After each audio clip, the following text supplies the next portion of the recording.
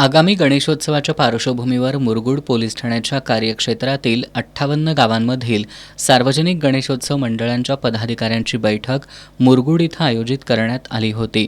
या बैठकीत पोलीस उपअधीक्षक सुजितकुमार क्षीरसागर यांनी मार्गदर्शन करताना गणेशोत्सव अधिक सुरक्षित आणि सुसंस्कृत वातावरणात साजरा करण्यासाठी पोलीस प्रशासन पूर्णतः सज्ज असल्याचं सांगितलं। मंडळांनी सुरक्षेच्या दृष्टीनं आपल्या परिसरात सीसीटीव्ही कॅमेरे बसवावेत असं आवाहन क्षीरसागर यांनी केलं। सहाय्यक पोलीस निरीक्षक शिवाजीराव करे यांनी पोलीस प्रशासनाच्या सूचनांचं पालन करून यंदाचा गणेशोत्सव साजरा करण्याचं आवाहन केलं।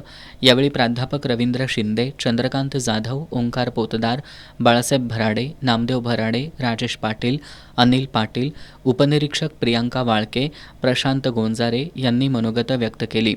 याप्रसंगी एक गाव एक गणपती उपक्रम राबवणाऱ्या चौंडाळ, बेलेवाडी, काळम्मा, जैनाळ, ठाणेवाडी, बिद्री, आलाबाद आणि फराकटेवाडी या गावांचा विशेष सत्कार करण्यात आला।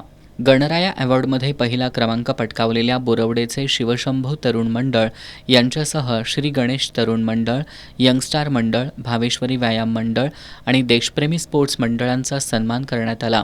सामाजिक कार्यात सक्रिय भूमिका बजावणारे सर्जेराव भाट, ओंकार पोतदार, तेजस घोरपडे, कृष्णात भूते आणि रघुनाथ बोडके यांचाही सत्कार करण्यात आला। बैठकीला विविध मंडळांचे पदाधिकारी आणि कार्यकर्ते उपस्थित होते।